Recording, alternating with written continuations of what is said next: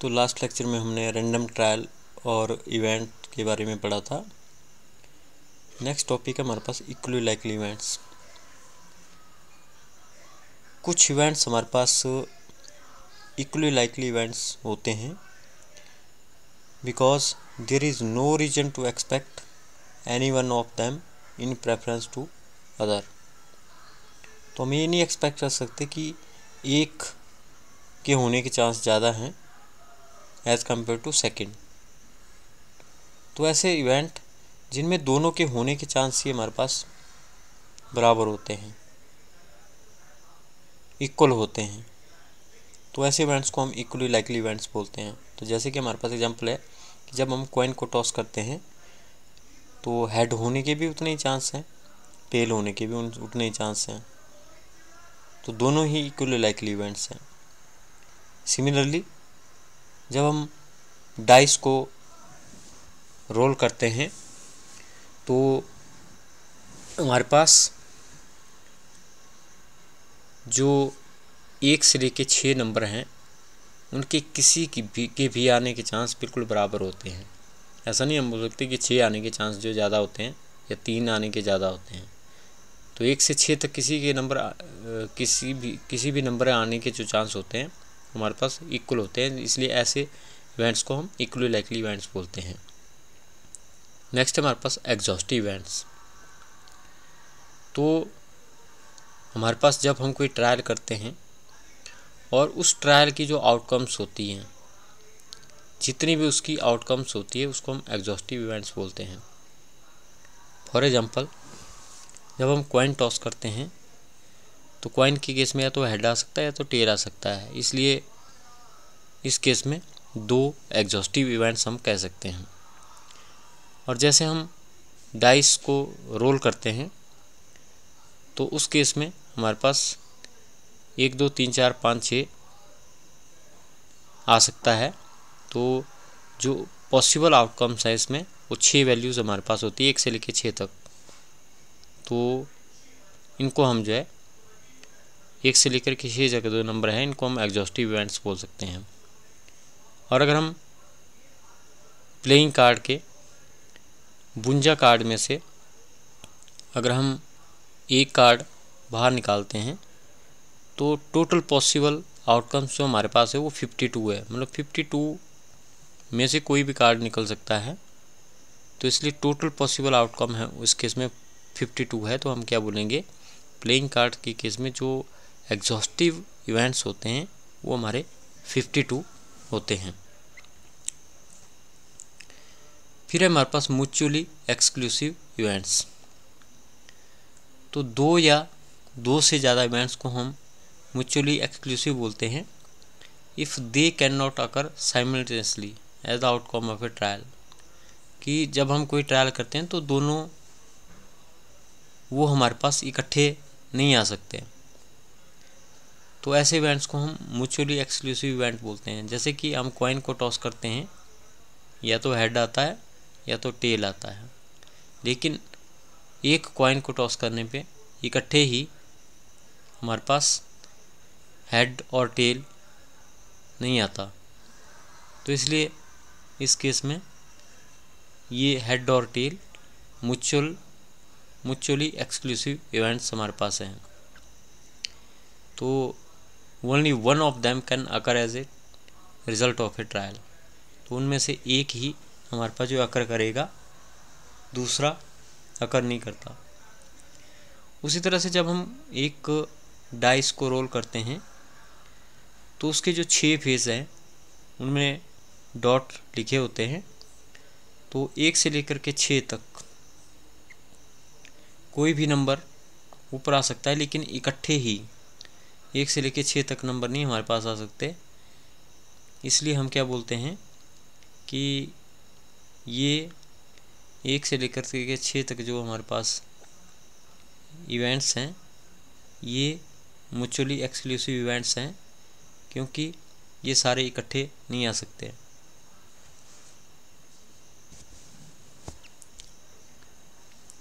और फिर हमारे पास नेक्स्ट है फेवरेबल इवेंट्स। तो जब हम एक्सपेक्ट करते हैं कि हमें कोई इवेंट चाहिए जो हमारा फेवरेबल है, तो ऐसे इवेंट को हम फेवरेबल इवेंट्स बोल देते हैं। तो बोलते हैं कि trial which ensure the occurrence of a particular outcome.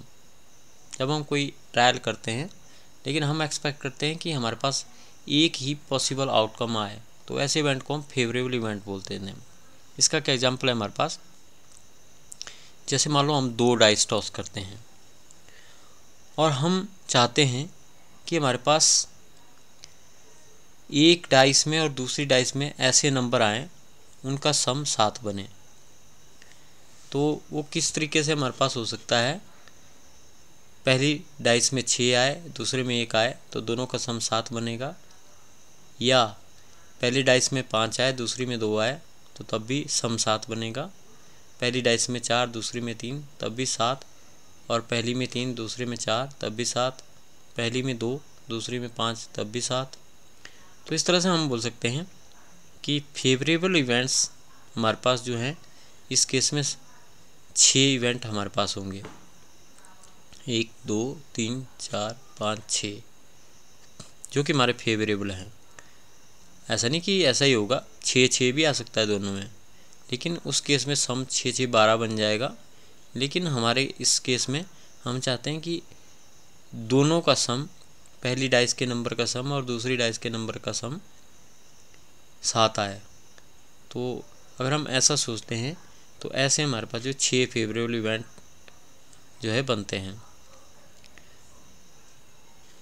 तो बोलता है इसी तरह से अगर हम कॉइन को टॉस करते हैं तो हम एक्सपेक्ट करते हैं कि हमें हेड आए। तो जैसे एम्पायर लोग मैच के दौरान टॉस करते हैं तो हेड एक्सपेक्ट करते हैं, तो उसके केस में जो हेड है वो हमारा फेवरेबल इवेंट है। लेकिन हो सकता है कि जो दूसरा प्लेयर है उसका फेवरेबल इवेंट टेल हो, तो हेड या टेल कोई भी फेवरेबल इवेंट हमारे पास हो जो कि हमें चाहिए या जिसकी अक्रेंस को हम जो है प्रेफर करते हैं। फिर उसके बाद हमारे पास सक्सेसिव इवेंट्स। तो सक्सेसिव का मतलब क्या होता है, एक के बाद दूसरा। तो ऐसे इवेंट्स जिसमें कि एक पहले होता है और दूसरा उसके बाद होता है, तो ऐसे इवेंट को हम सक्सेसिव इवेंट्स बोलते हैं। सपोज करो कि हम 2 कॉइन्स को टॉस करते हैं, पहले एक को टॉस करते हैं, उसके बाद दूसरे को टॉस करते हैं। तो ये हमारे पास 2 इवेंट हुए, पहले हमने एक को टॉस किया, फिर हमने दूसरे कॉइन को टॉस किया। तो ये हमारे पास सक्सेसिव इवेंट्स हुए, एक को करने के बाद दूसरे को टॉस किया। और नेक्स्ट हमारे पास साइमल्टेनियस इवेंट्स। बोलता है साइमल्टेनियस का मतलब होता है इकट्ठे। अगर 2 या 2 से ज़्यादा इवेंट एक ही टाइम में अगर करते हैं तो उनको हम साइमल्टेनियस इवेंट्स बोलते हैं। तो बोलता है जैसे कि हम 2 कॉइन टॉस करते हैं, इकट्ठे ही करते हैं, 2 कॉइन हाथ में पकड़े, दोनों को इकट्ठे टॉस किया, तो जिनको कि हम साइमल्टेनियसली मतलब कि एक साथ ही करते हैं, तो ऐसे इवेंट्स को हम साइमल्टेनियस इवेंट बोलते हैं। 2 कॉइन को इकट्ठे टॉस किया, 2 डाइस को इकट्ठे टॉस किया, तो वो साइमल्टेनियस इवेंट्स हमारे पास हुए। और फिर हमारे पास था इंडिपेंडेंट इवेंट्स। इंडिपेंडेंट इवेंट्स क्या होता है, ऐसे इवेंट जो एक दूसरे पे डिपेंड ना करते हों। तो बोलता है कि if occurrence of any of them does not influence the chances of occurrence of the other. तो ऐसे इवेंट्स जिनमें एक इवेंट का होना दूसरे इवेंट के ऊपर कोई फ़र्क नहीं डालता, तो ऐसे इवेंट को हम इंडिपेंडेंट इवेंट बोलते हैं। जैसे कि हम क्या करते हैं कि कॉइन को टॉस करते हैं और साथ में एक डाइस को भी टॉस करते हैं। तो बोलता है कि कॉइन में आपका हेड आएगा या टेल आएगा, वो डिपेंड नहीं करता कि डाइस में आपके पास जो क्या आया। उसी तरह से डाइस में 1 से 6 तक किसी भी नंबर का आना डिपेंड नहीं करता कि हमारे पास कॉइन में हेड आए या टेल आए। तो दोनों ही हमारे पास जो है इंडिपेंडेंट इवेंट्स हैं। और फिर आता है हमारे पास डिपेंडेंट इवेंट्स। बोलता है 2 इवेंट्स को हम डिपेंडेंट इवेंट तब बोलते हैं जब एक की अकरेंस दूसरे पे फ़र्क डालती है या एक की अकरेंस दूसरे को इन्फ्लुएंस करती है, तो ऐसे इवेंट को हम डिपेंडेंट इवेंट्स बोलते हैं। इसका क्या एग्जांपल है कि हम क्या करते हैं कि किसी रेड बॉल को एक बैग से निकालते हैं, उस बैग में हमारे पास बहुत सारी बॉल्स हैं, तो वो हमने निकाला और उसको हम बाहर रख देते हैं। तो फिर हम दूसरी बॉल दोबारा से निकालते हैं, तो बोलता है इसलिए पहली बॉल आपने बाहर रखी है, जब आप दूसरी बॉल निकालेंगे तो हमारे पास रेड बॉल आने के चांस कम हो जाएंगे। तो इसलिए जो हमारे पास पहली बॉल को निकालने के बाद दूसरी बॉल निकाली तो उसके निकलने रेड बॉल निकलने के चांस कम हो जाएंगे, क्योंकि पहले ही हमने रेड बॉल उसमें से निकाल दी है। तो इसलिए हम क्या बोलते हैं कि पहला इवेंट आपने किया लेकिन वो अफेक्ट करेगा दूसरे इवेंट को। क्यों? क्योंकि रेड बॉल ऑलरेडी एक आपने पहले निकाल दी है, दोबारा रेड बॉल निकाल रहे हैं तो उसके निकलने के चांस भी चेंज हो जाएंगे। तो इसलिए दोनों इवेंट ये हमारे पास जो डिपेंडेंट इवेंट्स हैं। फिर नेक्स्ट है हमारे पास सैम्पल स्पेस बोलता है कि जितनी भी हमारे पास किसी एक्सपेरिमेंट की पॉसिबल आउटकम्स होती है, उन सारी पॉसिबल आउटकम्स को हम जो है ब्रैकेट के अंदर लिखते हैं और उसको हम जो है सैम्पल स्पेस बोलते हैं, कर्ली ब्रैकेट के अंदर। जैसे कि हमारे पास मान लो हम एक कॉइन को टॉस करते हैं और या तो हमारे पास हेड आ सकता है या तो टेल आ सकता है, इसलिए जो इसका सैम्पल स्पेस है वो कर्ली ब्रैकेट के अंदर हम जो है एच और H, T लिखेंगे। वो हम इसको जो है इस ट्रायल का सैम्पल स्पेस बोलेंगे। मतलब है आपने कॉइन टॉस किया, हेड भी आ सकता है टेल भी आ सकता है, तो कर्ली ब्रैकेट के अंदर H, T लिखेंगे, वो सैम्पल स्पेस होगा हमारे पास कॉइन को टॉस करने का, सिंगल कॉइन को टॉस करने का। उसी तरह से हम जब डाइस को टॉस करते हैं तो 1 से लेकर 6 तक कोई भी नंबर आ सकता है, तो इसलिए हम क्या बोलेंगे कर्ली ब्रैकेट के अंदर 1, 2, 3, 4, 5, 6 लिखेंगे, वो हमारे पास इस केस में सैम्पल स्पेस होगा। और उसी तरह से जब हम 2 कॉइन इकट्ठे टॉस करेंगे तो 2 कॉइन इकट्ठे टॉस करने पे हो सकता है दोनों में हेड आए, या हो सकता है दोनों में टेल आए, या एक में हेड आए दूसरे में टेल आए, या एक में टेल आए दूसरे में हेड आए। तो इस तरह से 4 तरीके से हमारे पास हमें आउटपुट मिल सकती है। तो इसलिए सैम्पल स्पेस पे 4 कर्ली ब्रैकेट के अंदर आप लिखेंगे HH, TT, HT, TH, तो वो 2 कॉइन का टॉस करने का सैम्पल स्पेस है।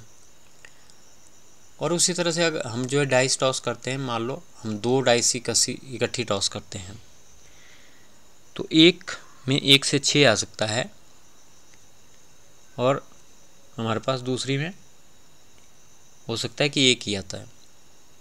तो इस तरह से जब हम जैसे 1, 1, 1, 2, 1, 3, 1, 4, 1, 5, 1, 6, 2, 1, 2, 2, 2, 3, 2, 4, 2, 5, 2, 6, तो इस तरह से जो टोटल हमारे पास यहाँ पे पॉसिबल आउटकम्स हैं वो यहाँ पे 36 हमारे पास बन जाएंगी, क्योंकि 1 से 6 आपकी एक कॉइन की वजह से आएगी, 1 से 6 दूसरे कॉइन की वजह से आएगी। तो जैसा मैंने बताया कि पहले में 1 आ गया, दूसरी में भी 1 आ गया, पहली में 1 आ गया, दूसरी में 2 आ गया, पहली में 1 आ गया, दूसरी में 3 आ गया। तो इस तरह से हमारे पास 6/6 36 इवेंट्स हम बोलेंगे, जो इस सैम्पल स्पेस में 36 मेंबर हमारे पास होंगे या 36 नंबर हमारे पास होंगे। फिर इसके बाद हम डिफाइन करेंगे प्रोबेबिलिटी।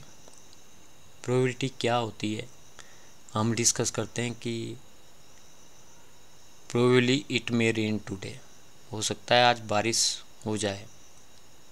तो इस स्टेटमेंट से हम क्या समझ सकते हैं, तो बोलते हैं कि हम पक्का नहीं बोल सकते कि बारिश होगी, बारिश हो भी सकती है, बारिश नहीं भी हो सकती है, तो वहाँ पे कुछ अनसर्टेनिटी हमेशा ही रहती है।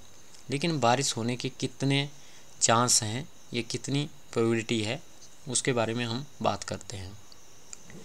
तो प्रोबेबिलिटी को हम कैसे डिफाइन करते हैं, probability the ratio of the number of the favourable events, number of the favourable case to the total number of equally likely case.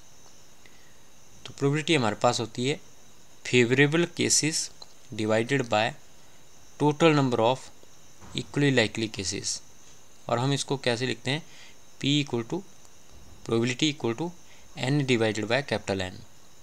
तो ये जो स्मॉल n है ये डिनोट करता है हमारे पास नंबर ऑफ फेवरेबल केसेस, या जिन केसेस को हम चाहते हैं, जिनके हम फेवर करते हैं कि ये आना चाहिए, वो कितने हैं, divided by total number of equally likely possible cases in that trial. तो जैसे हम जो है मान लो किंग ऑफ हार्ट को ड्रा करते हैं, जो प्लेइंग कार्ड है उसमें से, तो हम क्या करते हैं कि किंग को ड्रा करने की जो प्रोबेबिलिटी है वो हमारे पास 1/50 होगी, क्योंकि हमने एक जो हमारे पे इंटरेस्ट है वो किसी एक कार्ड में है, तो इसलिए number of favourable event will be 1, and जो ऑल पॉसिबल इवेंट है वो हमारे पास जो 52 होंगी, क्योंकि हमारे पास 52 कार्ड हैं। तो इसलिए जो प्रोबेबिलिटी बनेगी वो बनेगी 1 favourable case divided by total number of all the equally likely cases that is 52। तो इसलिए प्रोबेबिलिटी इस केस में 1/52 हमारे पास होगी।